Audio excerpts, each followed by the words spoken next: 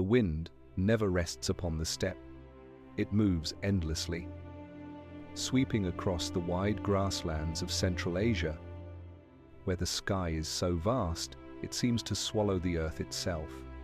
Beneath that sky, horsemen rode lean, hardened by the cold, their bows short and powerful, their eyes fixed upon horizons without borders. These were the Huns, a people who carried their world not in stone cities, but upon the backs of horses and the rhythm of hooves. Life among the Huns was shaped by distance and silence. Families gathered in tents of felt and hide, fires glowing within against the bitter winds. Children learned to ride before they could walk, their laughter blending with the neighing of ponies. Every meal, every story, every song was bound to the horse and the bow. To outsiders, they seemed restless and rootless, but to the Huns, the steppe was home, endless and eternal. From this distant horizon, they rode westward, and with them came whispers of fear. Farmers in quiet villages, Gothic tribes camped along rivers, and even the great halls of Rome began to tremble when rumors spread, the Huns are coming. No walls seemed tall enough, no armies strong enough to halt them. Yet, beyond terror, there was also wonder. Who were these riders, who seemed to appear from nowhere, vanishing again into the mists of the steppe? What dreams carried them, what fate awaited them, and the lands they would touch? Tonight, as you prepare for rest, let us follow the hoofbeats of these riders into the vast silence of history. The tale of the Huns is not only one of conquest and destruction, but of fragile unity, fleeting power, and the eternal question of what it means to rise and to fall. The grasslands breathe in long, quiet waves, and the tent walls ripple like water. Dawn on the steppe is not a sharp event, but a slow brightening, a pale silver spreading through felt seams and horsehair ropes until the whole plain seems to wake at once. In a Hun camp, morning begins with movement hooves shifting, iron bits chiming, a kettle hissing over embers coaxed back to life. There are no marble thresholds to cross, no bells of a city to measure the hour. Time is kept by horses, by the rhythm of grooming, feeding, and tightening girths for the day's ride. Children learn balance before letters. A mother ties a small boy to a shaggy pony with a soft strap, letting the animal circle the camp until both child and mount move as one. He laughs each time the pony flicks its ears. The pony answers with patient steps. A girl, older, holds a bow only as long as her forearm, practicing draw and release at bundled reeds. Her first arrows fall short and vanish in the grass. But the gesture, the triangle of shoulder, elbow, and string etches into her bones. Among the Huns, riding and archery are not arts set apart from life. They are life itself, the grammar through which the world is read. Inside the round tent, felted from endless layers of wool, the air is warm with smoke and sour milk. A low chest holds the small valuables of a family, a bronze mirror, a bundle of dyed ribbons, a handful of iron points wrapped in leather. Over the fire, a skin bag of fermented mare's milk hangs, the liquid inside moving gently as someone brushes past. The taste is sharp and living, a reminder that food here is carried, stirred, shared, never fixed to a field or a stone oven. The steppe gives grass. Horses turn grass into motion, and motion returns as meat, milk, and breath. Outside, a line of riders canters across the light, the ground beneath them quivering into dust. Their bows curve like crescent moons, compact and layered, their strings taut as the air at sunrise. Each bow is a dialogue between materials: wood for spring, horn for strength, sinew for memory, and the archer's body completes the conversation. He leans forward, standing in his stirrups to allow the horse its full stride, then twists at the waist to send an arrow backward. The shot is not forced, it is released, as if the archer were letting go of a thought he had carried too long. In this landscape, distance is the native element. Villages appear and vanish like islands in fog. The edges of forests, only a dark rumor on the horizon. The Huns read these distances by feel, the way wind gathers around the ears, the firmness of turf under a hoof, the scent of water carried low to the ground. At midday, the camp is already resettled 2 valleys away. No trace remains but flattened grass and a faint ring of ash history written in a script the wind can erase. Because everything can move, nothing must be heavy. Wealth is measured in horses and in the strength to travel. A skilled saddle maker's hands are as prized as a warrior's. A singer's memory as cherished as a chieftain's judgment. At night, stories are braided into long ropes of ancestry, passed from mouth to ear and back again, reminding the living that they ride not only with their kin, but with the shades of those who taught them to face the horizon. The dead are near, not in carved marble, but in the habits of the hand and the way a song takes a minor turn at the same line. Every time. To those who dwell behind walls, this way of life seems like a wind, formless, untethered, dangerous in its freedom. But for the Huns, the steppe is a house with 1,000 doors.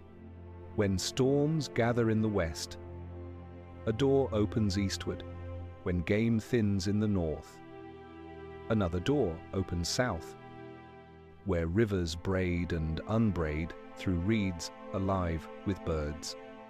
The tent is the kernel, the family the fire, the herd the roots carried forward. Home is not where one stands, home is what one brings and with whom one rides. There is, however, a quiet tension in such freedom. The same mobility that nourishes resilience can also thin bonds. A charismatic leader can call riders from across the grasslands to hunt, to raid, to follow a banner stitched from wolf fur and red cloth, but the loyalty is personal, braided to gifts, marriages, and promises. The camp is a galaxy of small orbits, and to turn them all in a single direction requires both gentleness and steel. It is not the iron of cities, locks and hinges and prison bars, but the iron of bits and arrowheads, light enough to carry, sharp enough to matter.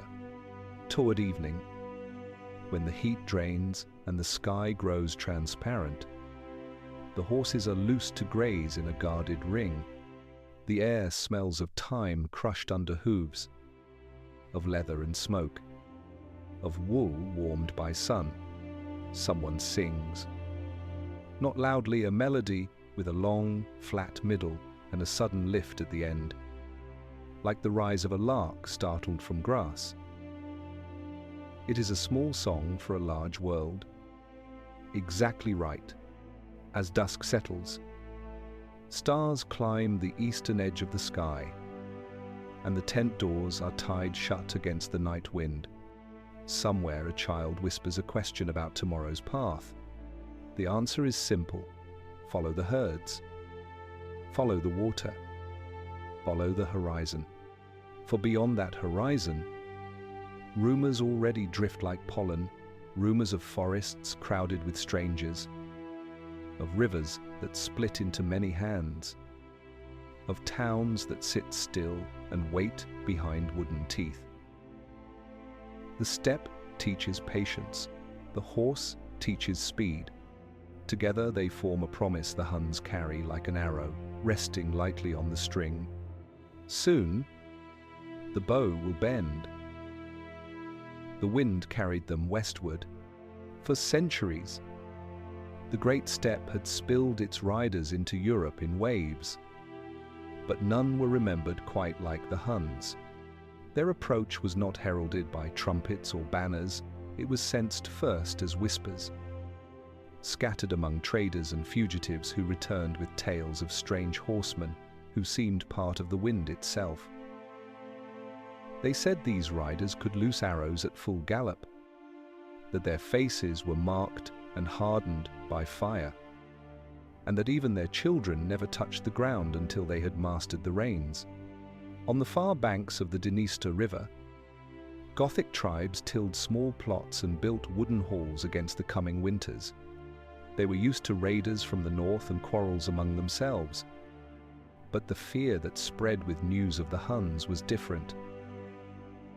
It was not the fear of an enemy already known, but of something shapeless and untethered, of horsemen whose language none understood and whose tactics defied every familiar pattern of war. The Goths called councils in their camps. Voices hushed, though fires burned bright. Should they resist? Should they move deeper into Roman lands for shelter? Each decision was heavy with dread. The first encounters were small, swift, almost spectral. A village awoke to find its herds gone. Hooves etched into the mud, pointing always westward. A caravan vanished in the night, leaving only torn ropes and the scattered contents of a single chest. Survivors spoke of arrows falling like hail, of riders who struck and dissolved into the horizon before a counterstroke could even be mounted. The Huns were less an army at first than a shadow long, dark and moving. Rome, too, began to take notice. Scouts from the Danube frontier returned with conflicting reports, sometimes of bands numbering only dozens, other times of swarms so vast they seemed to cover the plain. Officials wrote to one another in anxious Latin, debating whether these newcomers were another tribe to be bought with gold and treaties, or a force so alien that even diplomacy would fail. For an empire already strained by internal division and the pressure of migrating tribes, the uncertainty was as dangerous as battle itself. Yet, within home camps, life carried on much as it always had. Horses were still the measure of wealth. Yurts still rose and fell with the seasons. Songs were still sung in the smoke of evening fires. But now, scouts returned not only with news of grazing lands, but with tales of wooden villages and stone towers beyond the forests. These stories stirred the imaginations of chieftains. If the steppe was a sea, then they had found its western shore. Beyond it lay rich fields, gold to be gathered, and rivals whose walls might be scaled by speed and surprise. The Gothic tribes bore the brunt of this first impact. Families packed what they could herds, wagons, memories, and pressed toward the Danube, desperate to find sanctuary within Roman borders. The river became a line not only of geography but of fate. On one side lay the familiar rhythms of farm and forest. On the other, the echoing hoofbeats of an enemy they could not match. Roman garrisons along the riverbanks watched with unease, as wave after wave of refugees sought permission to cross, pressing their case with the desperation of people who had glimpsed something terrible just beyond sight. The Huns themselves rarely lingered to explain. They struck. They moved. They vanished. To those who suffered, it seemed less like an invasion than the arrival of a storm, a force without shape or reason, impossible to resist, impossible to predict. And yet storms leave marks. Burned rafters, trampled crops, abandoned homes became a language of warning. Each ruin a word in the spreading story of a people who had come from the edge of the earth. By twilight, when smoke rose from deserted Gothic halls and birds wheeled nervously over empty fields, the Huns rode on, silent, but for the rhythm of hooves and the soft creak of bowstrings. For them, the West was not yet conquest, it was a horizon to be tested. But for those who first felt their passage, it was the beginning of exile, of displacement, of a dread that would ripple all the way to Rome itself. The first shadows had lengthened, and Europe knew, though it could not yet see clearly, that something vast was approaching, a tide that no fortress seemed able to hold back. The frontiers of Rome were never still. Along the Danube and the Rhine, soldiers kept their armor polished and their spears upright, watching the restless world beyond. For generations, legions had faced migrating tribes, Franks, Goths, Vandals, yet the coming of the Huns felt different. The reports were scattered but unnerving riders who seemed to fly across the plains, arrows loosed with impossible speed, whole villages swallowed before dawn. At first, Roman officials tried the tools they knew best: gold and diplomacy. Messengers rode out with gifts, hoping to bind the strangers to treaties, to coax them into allies against mutual foes. For an empire accustomed to managing barbarians through coin as much as through steel, it seemed the prudent course. And indeed, in the early years, some Hun chieftains accepted tribute, their camps swelling with Roman silks and coin. But the nature of a rider is motion, and treaties were only way stations. No wall of parchment could halt the momentum of the steppe. The first true clash came not in some grand city, but in the open country of the Balkans. Roman patrols, expecting to scatter raiders, found themselves engulfed.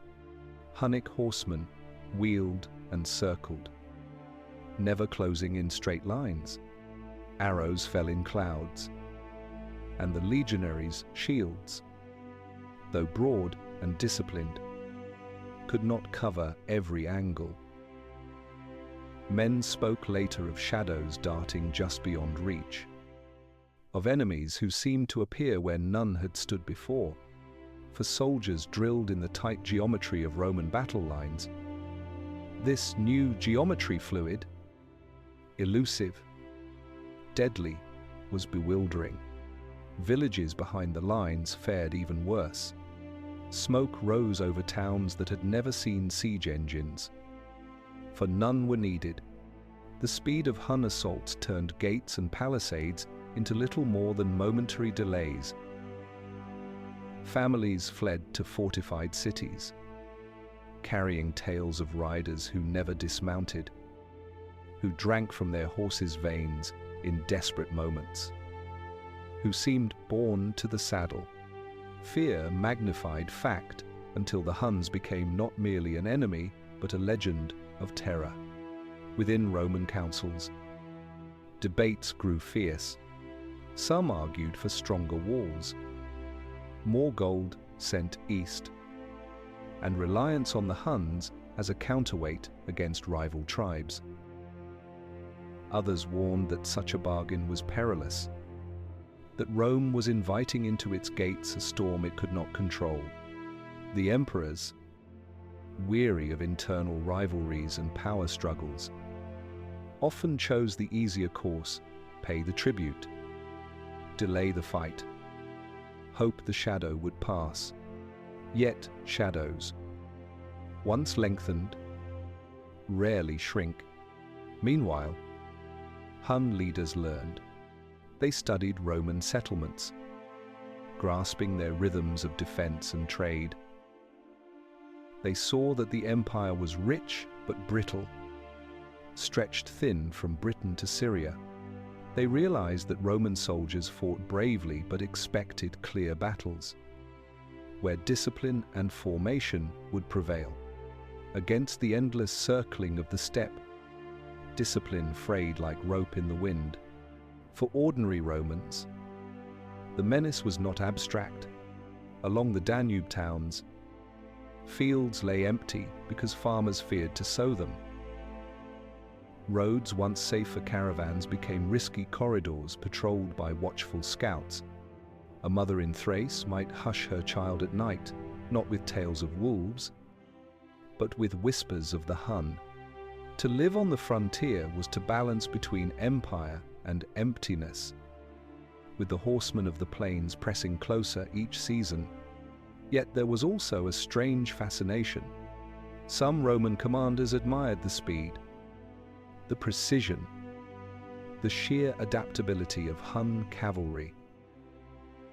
In their reports, they wrote not only of fear but of grudging respect, noting how riders loosed arrows backward while retreating, how they feigned panic to lure pursuers, how even their smallest units fought as if they shared a single heartbeat. Rome had always prided itself on learning from enemies: Carthaginian ships, Greek phalanxes, Gallic cavalry, and in the Hun, it saw a mirror both frightening and instructive. But admiration could not soften the blows. Each clash tested Rome's resilience. Each treaty drained its coffers. Each new raid frayed the nerves of populations already stretched thin. The empire was not yet broken, but something had shifted. The frontiers no longer felt like barriers. They felt like invitations. And somewhere in the gathering tide of riders, a leader was rising, a man who would take the scattered thunder of the Hun tribes and shape it into a storm the world would not forget. His name, whispered first in small camps and then across all of Europe, was Attila. Across the restless steppe, certain leaders emerged like mountains on the horizon, distant at first, then unmistakable as one drew closer. Among the Huns, that figure was Attila. His rise was not sudden, but when it came, it reshaped the fate of his people and the lands they touched. Born into a world where power flowed through kinship and personal loyalty, Attila grew up watching the fragile balance between Hun chieftains. Leaders commanded riders through charisma, gifts, and the promise of victory. Yet few could hold the allegiance of scattered clans for long. Attila, from his youth, carried an intensity that made men listen. Accounts describe him as neither tall nor ostentatious, but with a presence so sharp it seemed to bend others toward him. He spoke little, yet his silence carried weight. His eyes, it was said, seemed to look beyond the campfire, as if always measuring horizons. When his uncle Rua led the Huns in the early 5th century, Attila was already near the heart of power. Rua dealt with Roman envoys, extracted tribute, and commanded raids that reached deep into imperial provinces. From him, Attila learned not only the use of force, but the subtler weapons of negotiation and timing. Rua's death left a vacuum. For a brief moment, power was divided, shared between Attila and his brother Bleda. Together, they commanded enormous respect. Yet even then, Attila's voice cut deeper. The brothers' early dealings with Rome brought them wealth and recognition. In 435, the Treaty of Margus promised annual tribute of gold in exchange for peace along the Danube. Attila stood before Roman diplomats, not as a supplicant, but as an equal. His demands precise and unwavering. The empire, stretched thin, agreed. But treaties to the Huns were not eternal bonds. They were pauses, moments to gather strength. In time, Attila stood alone. Sources are divided on Bleda's fate. Some whisper murder, others accident, but by the late 442, Attila's supremacy was clear. From the plains of Hungary, he drew together not only Hun clans, but allied tribes, Ostrogoths, Gepids, Alans. His court swelled with warriors from across the steppes, bound not by blood, but by the promise of plunder and glory. 2. Outsiders. It seemed as if one man had harnessed the wind itself. Attila did not dazzle with jewels or golden thrones. Visitors to his camp remarked that his drinking cup was wooden, his robes plain compared to his nobles. Yet this austerity deepened his authority. He was a leader who needed no ornament, whose power lay in the loyalty he commanded and the terror his name inspired. Around him, the Huns became not a swarm of scattered horsemen, but a storm with a single eye. Roman envoys who entered his presence carried both fear and fascination. They wrote of his stern demeanor, his sharp intelligence, his ability to listen longer than he spoke. When he did speak, his words were edged like arrows, brief, direct, impossible to ignore. Diplomats who hoped to confuse him with flattery found themselves instead cornered by his precision.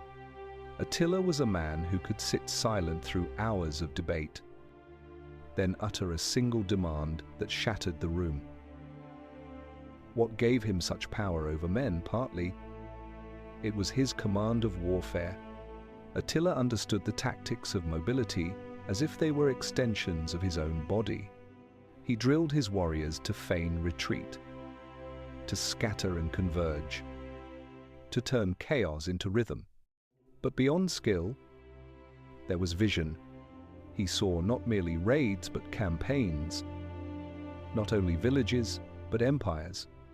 Where earlier Huns had pressed against Rome like waves against a wall, Attila sought to batter the wall itself until it cracked.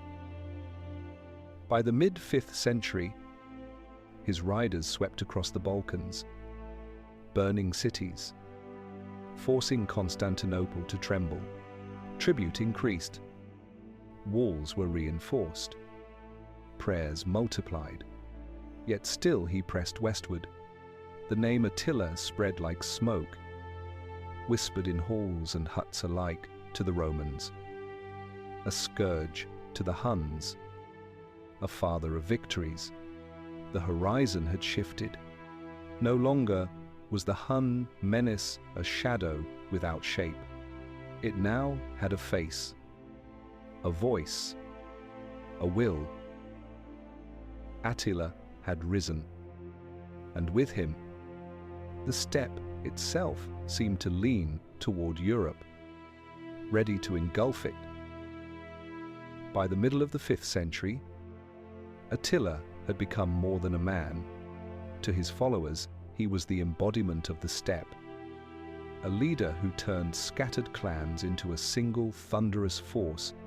To his enemies, he was something else entirely, a scourge, a figure sent by heaven itself to punish a weary world.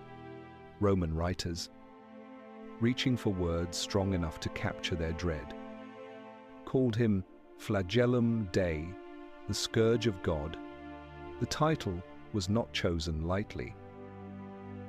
In the Balkans, entire cities shuddered at his approach.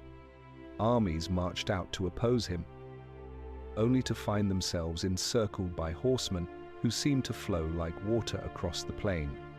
Arrows fell in sheets, sudden and relentless, breaking formations long before swords could meet. When walls barred entry, Attila's men dismantled them stone by stone, or starved them into surrender. Constantinople itself paid a heavy price, pouring tribute into his hands just to buy silence along its borders. Yet fear was not spread by battle alone. It was carried on rumor, amplified by survivors who fled westward. They told of riders who could live on horses' milk and meat for weeks, who crossed rivers without bridges, who carried fire as lightly as a knife. They spoke of villages reduced to ash in a single night, of fields trampled flat, of churches echoing with desperate prayers as bells rang not for worship but for warning. Even the imagination of Rome, already rich with tales of barbarians, strained to grasp the scale of this threat. For the Huns themselves, these campaigns were less apocalypse than opportunity. The army was a living market, its victories feeding warriors, allies, and families alike. Gold from Rome filled pouches, slaves and livestock replenished camps, foreign craftsmen added to their stores of weapons and ornaments. The great plain of Hungary swelled with spoils, each victory binding diverse tribes more tightly to Attila's vision. Where once Huns were wanderers, now they seemed like the masters of a growing empire. Still, Attila's court was far from decadent. Visitors expecting luxury were startled to find the leader eating modest meals from wooden bowls while his nobles dined from silver. His austerity reinforced his legend. This was a man too focused on conquest to be distracted by comfort. Power was not in the gleam of ornaments, but in the obedience of tens of thousands of horsemen ready to ride at his command. As the Scourge of God, Attila pressed deeper into Roman territory. Across Gaul and the Rhine frontier, cities watched the horizon with terror. To them, he was not merely a general, but a force of nature, unpredictable and overwhelming. In sermons, bishops warned their congregations that these invasions were divine chastisement for sins, that Attila himself was heaven's whip. Such language did more than terrify, it magnified the Hun leader into myth, ensuring that even where his horse never trod, his shadow still fell. And yet, Attila was no phantom. He was a strategist who measured his campaigns carefully. He struck where the empire was weakest, demanded tribute when resistance was costly, and unleashed destruction when delay threatened his authority. His raids were thunder, but his treaties were lightning sudden, sharp, forcing Rome to acknowledge his dominance again and again. In the quiet between campaigns, the steppe still called, fires glowed in felt tents, songs rose into the night, children learned to ride and shoot. But beyond the circle of campfires lay a wider horizon. Attila's ambition was no longer satisfied with raids alone. The dream was larger, to test Rome itself at the heart of its power, to bend not just villages and provinces, but the very destiny of empires. By then, the world had learned to whisper his name with both awe and dread. For the Huns, he was the shepherd of their triumph. For the Romans, he was the Scourge of God.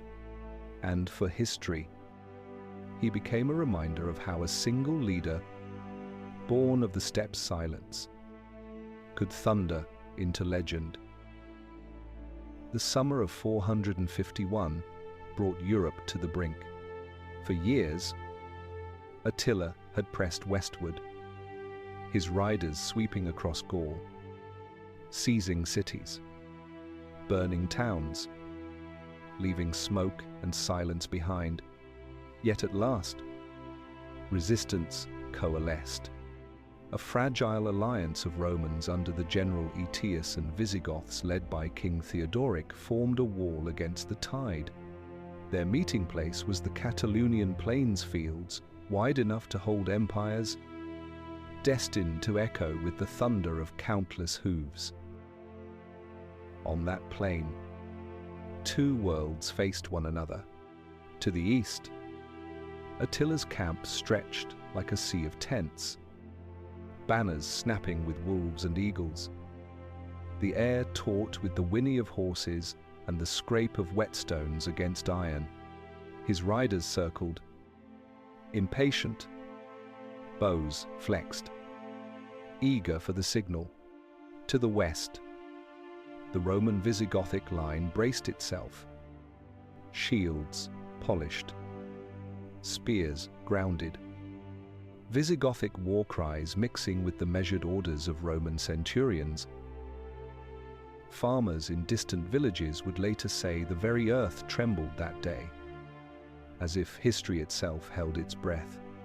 When the battle began, it was chaos shaped into rhythm. Hun horsemen swept forward in wheeling arcs, arrows hissing into ranks of Gothic spearmen. The Visigoths roared back, their heavy infantry pushing forward, axes rising and falling. Roman cavalry clashed with Alans and Ostrogoths allied to Attila, the din of iron and flesh rolling like thunderclouds across the field. Dust rose in such thickness that men fought blind, knowing only that somewhere ahead was the enemy, and somewhere behind was the line they must not break. In the heart of the storm, Attila rode with his guard, eyes scanning not just the fight before him, but the edges where the tide might shift. He was no reckless gambler. He measured, tested, pressed. Yet even his mastery could not control every turn of fortune. King Theodoric fell amid the melee, struck down in the press of combat. His death nearly shattered the Visigoths, but instead, it hardened them. They fought with fury, carrying his body from the field with cries of vengeance. By nightfall, the plain was a tapestry of wreckage, broken lances, shattered shields, bodies of men and horses alike. Neither side could claim total victory. The Huns had battered the Roman Visigothic line, but they had not broken it. The alliance had held, though at terrible cost. For Attila, the field was a rare check, a moment when the storm met a mountain and could not pass. His warriors withdrew to their camp, their leader pacing amid the silence, weighing whether to strike again or retreat. Legends later embroidered the moment. Some claimed Attila prepared a great pyre of saddles in the center of his camp, resolved to throw himself upon it rather than be captured should defeat come. Others said he brooded in silence, his fury too deep for words. Whatever the truth, he chose survival. By dawn, the Huns were pulling back, leaving the Catalonian fields to their enemies. For Rome, battered and declining, it was a rare moment of triumph. For the Visigoths, it was proof they could stand against the terror of the steppe. And for Attila, it was a reminder that even storms meet resistance. Yet the story did not end there. The Scourge of God still lived, still commanded his riders, and still looked toward horizons not yet conquered. The fields were only a pause, a cliffhanger in a saga that was far from finished. As twilight fell over the bloodied plain, silence reclaimed the land. The crows circled. The wind carried dust across the grass, and history tilted uncertain, unresolved. The clash had not ended the Hun menace. It had only deepened the question, what would Attila do next? The death of a great leader often unravels what he had bound together. For the Huns, this truth arrived suddenly in the year 453. Attila, the Scourge of God, had shaken empires and bent kings to his will. Yet in the privacy of his tent, during a night of celebration, he was struck down not by sword or arrow, but, as chroniclers wrote, by a rupture of blood. One morning, the man who had seemed the very breath of the steppe was gone, leaving silence more unsettling than thunder. In the days that followed, the Hun camp was filled with mourning, ritual, and fear. Warriors cut their faces with knives, letting blood fall as tears upon the earth. They buried Attila in secret, beneath layers of coffins, iron, silver, gold, so that no one might plunder his rest. The river itself was said to have been diverted, its waters flowing once more only after the grave was sealed, swallowing all traces of the burial. Myths grew around this ending, but beneath the ceremony lay a harsher truth. The storm had lost its eye. Attila's many sons inherited his people, but not his power. The empire he had forged from wolf banners and restless hooves was a delicate weaving of loyalties: Huns, Ostrogoths, Gepids, Alans held together by fear and reward. Without Attila's presence, threads began to slip loose. Each son sought primacy, but none could command the allegiance of all. Rivalries deepened, camps divided, and the unity that had terrified Rome began to dissolve. The first test came swiftly. Ardaric, king of the Gepids, and once Attila's ally, rose against Hun authority. His warriors, long resentful of subordination, saw an opportunity to reclaim freedom. At the Battle of Nadal in 454, the fragile Hun confederation shattered. Allied tribes turned against their former masters, and the Hun cavalry, once unstoppable, was broken in open battle. Chronicles tell of desperate charges, of arrows loosed in futility, of Hun riders who had once terrorized Europe, now driven to rout. For the first time in memory, the storm scattered in all directions. The aftermath was not a single collapse, but a slow fading. Some groups retreated eastward, back toward the open steppes, where memory might preserve fragments of their pride. Others were absorbed into the tribes that had once ridden beside them. The Ostrogoths, soon to carve kingdoms in Italy, carried faint echoes of Hun tactics. The Magyars, arriving centuries later, would inherit whispers of steppe traditions. Yet the name Hun itself grew ghostly, remembered more in fear than in presence. For Rome, the decline of the Huns brought brief relief. Tribute payments slowed, borders steadied, villages returned to their fields. Yet this respite was deceptive. The empire itself was already staggering under other pressures: Germanic migrations, economic exhaustion, internal decay. Rome did not outlast the Huns by strength, but by delay. buying a few more decades before its own fall in the West. Among the people of Europe, memory of the Huns lingered in stories. Mothers still hushed children with warnings of riders who might come in the night. Priests still described Attila as God's rod of punishment. Yet in reality, the tents grew fewer, the banners tattered, the horses dispersed.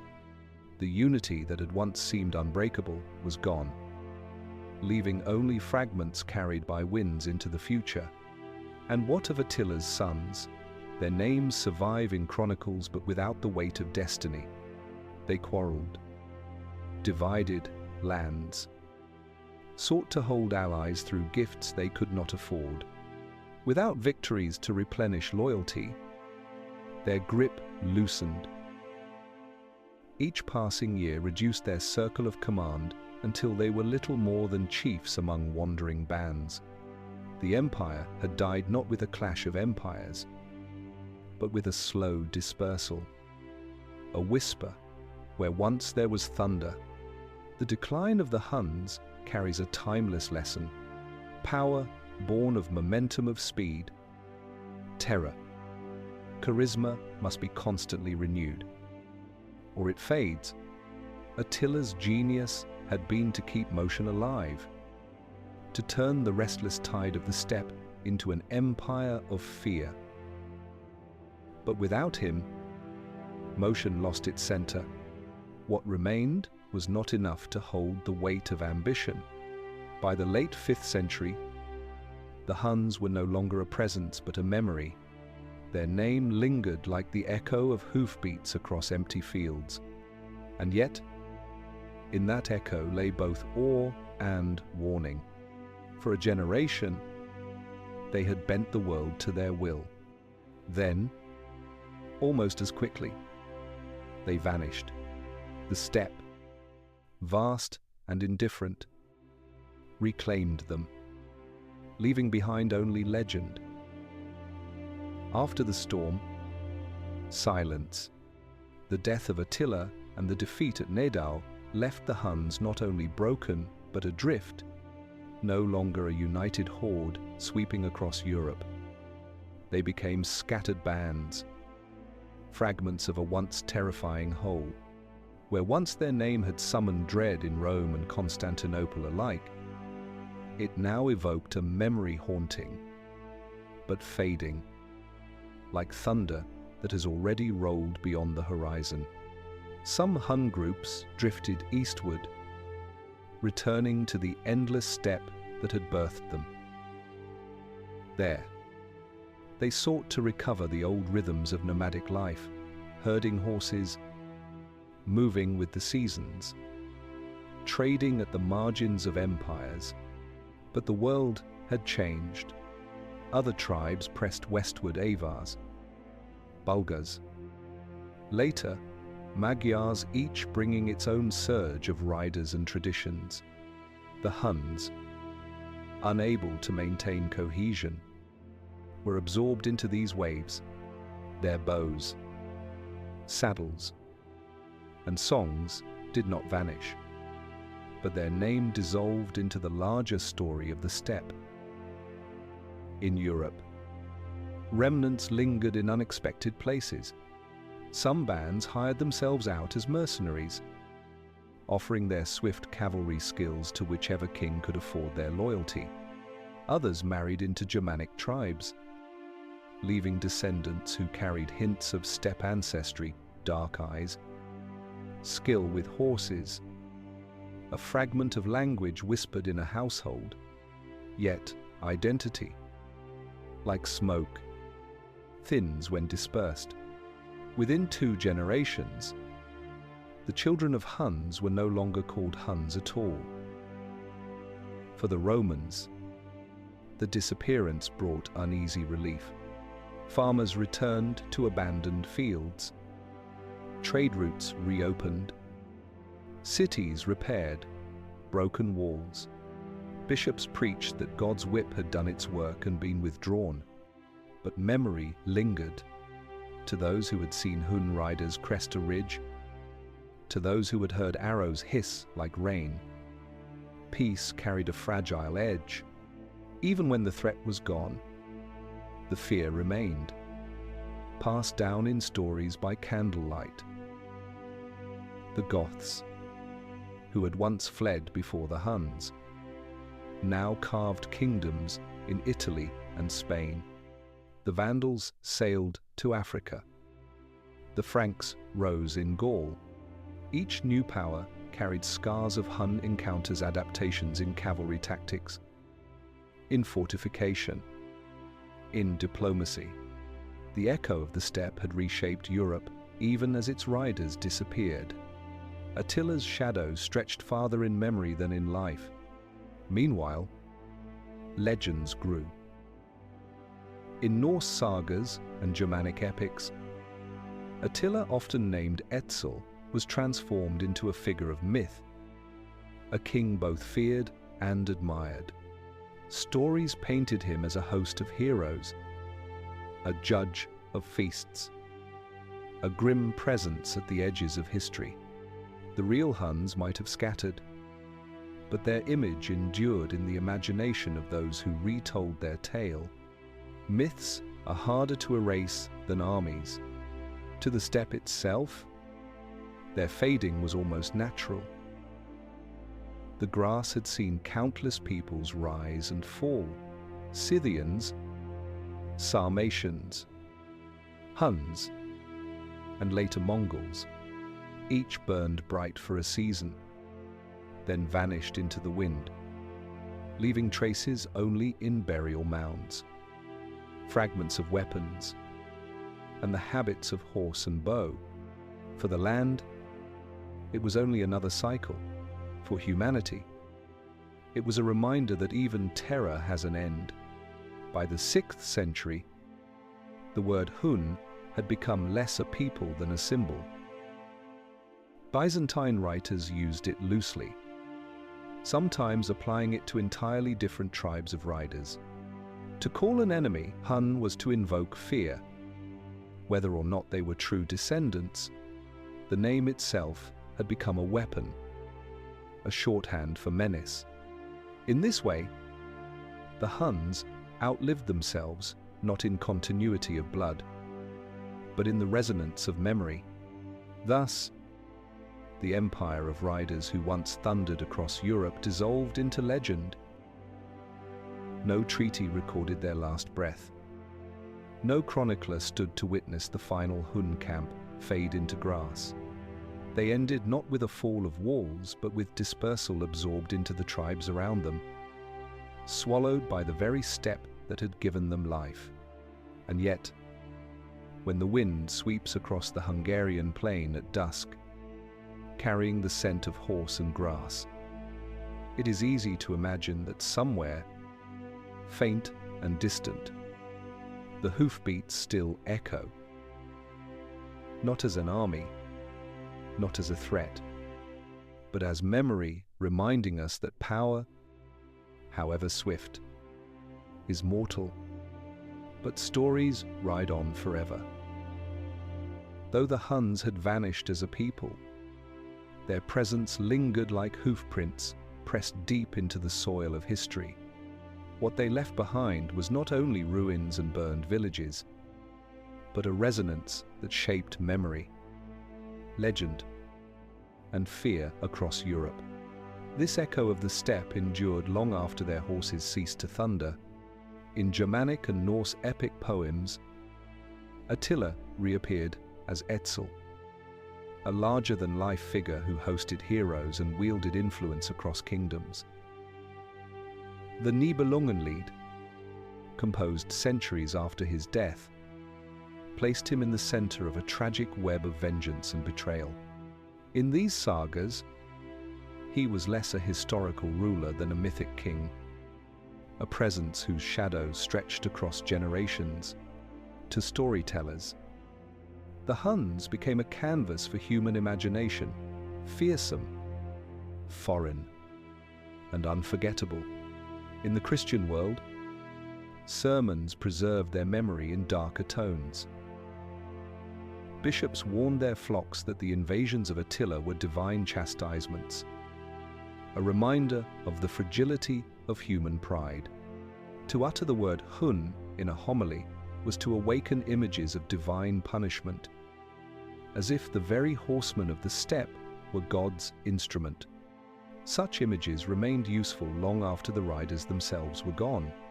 When later enemies threatened, priests and chroniclers resurrected the term Hun as shorthand for terror.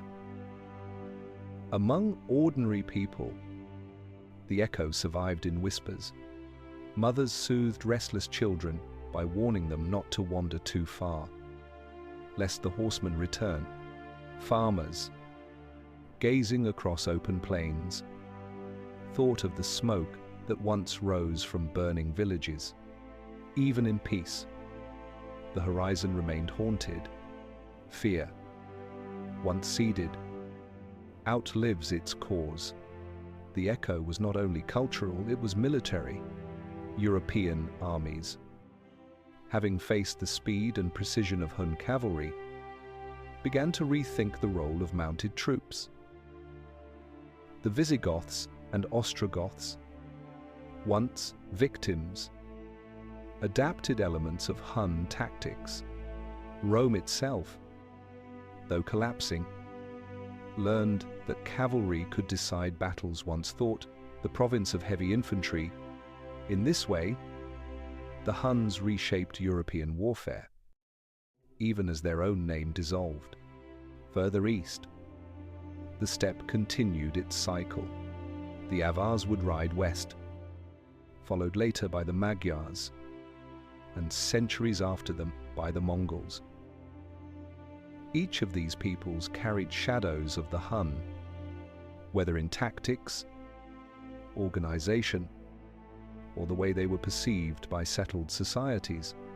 To a frightened farmer, every rider from the east bore the face of the Hun. The echo blurred history, fusing memory and myth until the term became timeless.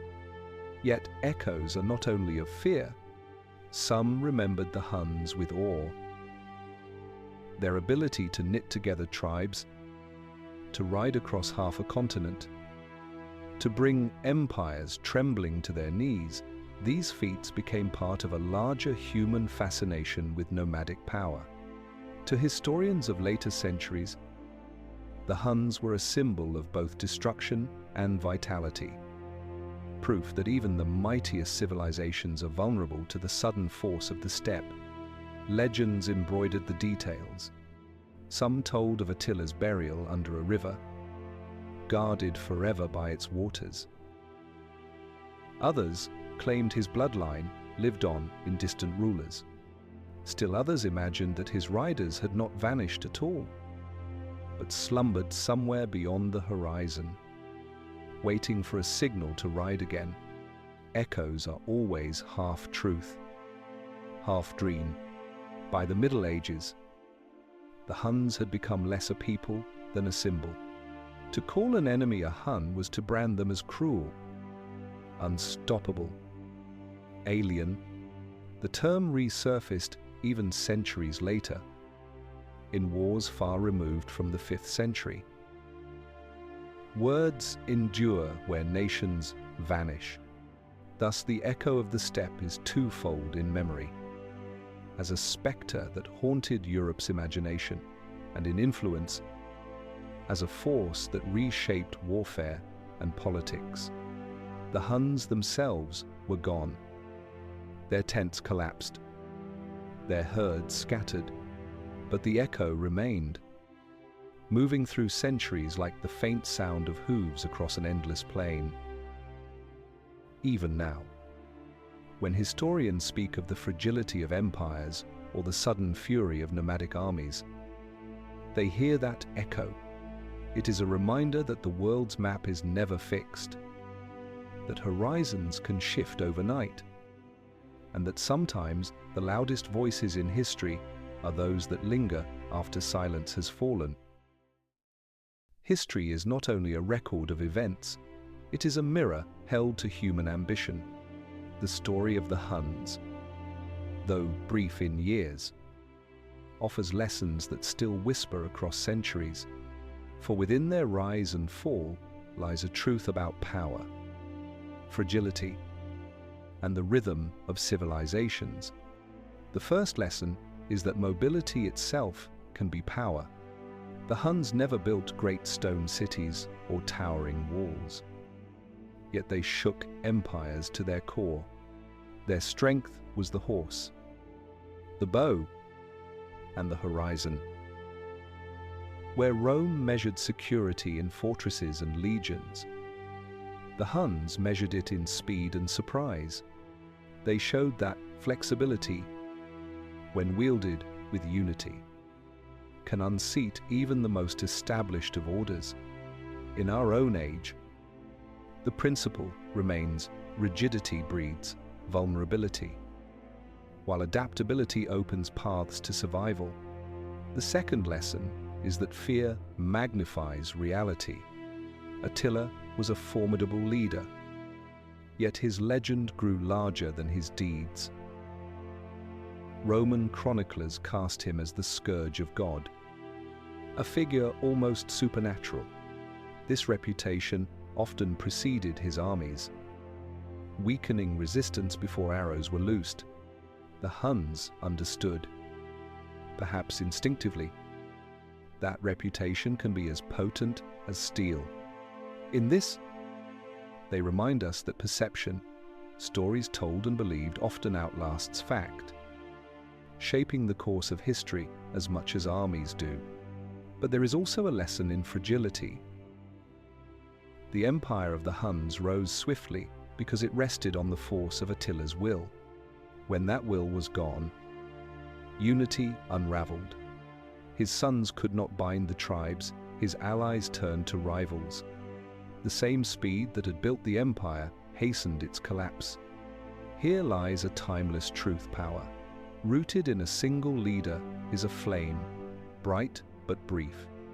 For endurance, there must be institutions, shared vision, and bonds that extend beyond one life.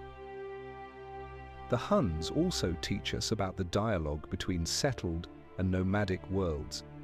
To Rome, they were a terror. To the steppe, they were simply another expression of life. Neither perspective alone is complete. Nomads remind us of freedom, of horizons always open, of the strength that comes from motion.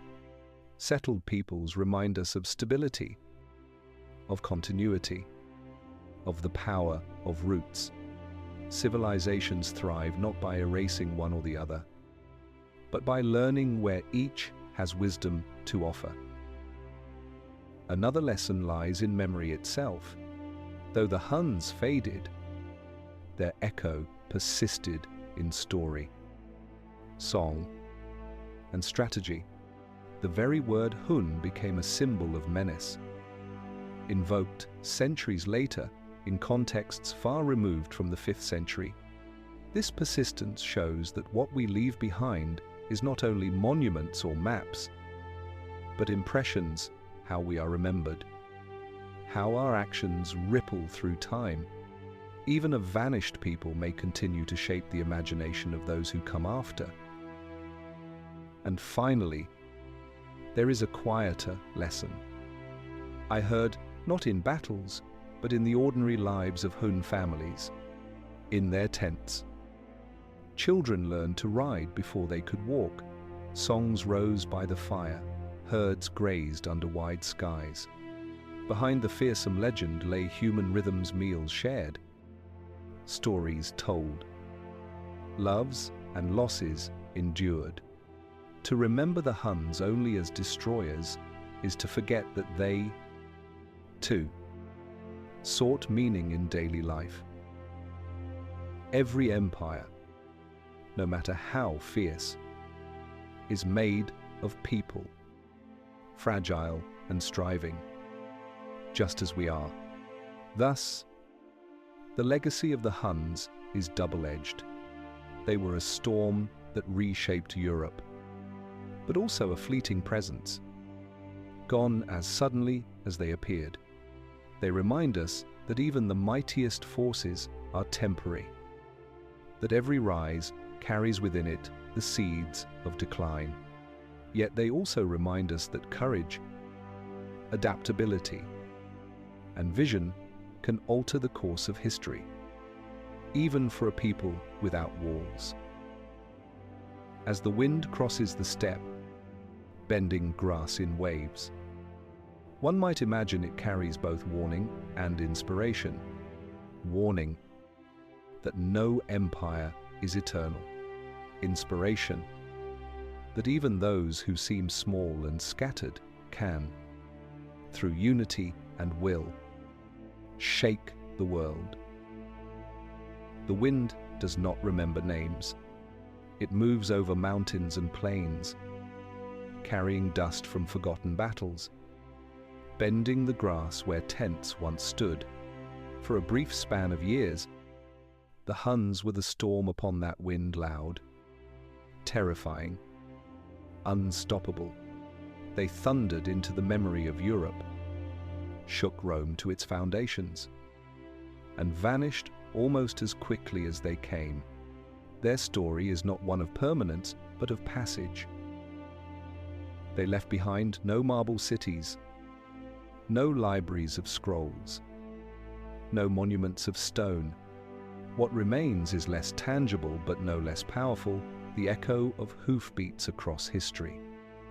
The reminder that empires, however mighty, are fragile against the sudden force of the unexpected.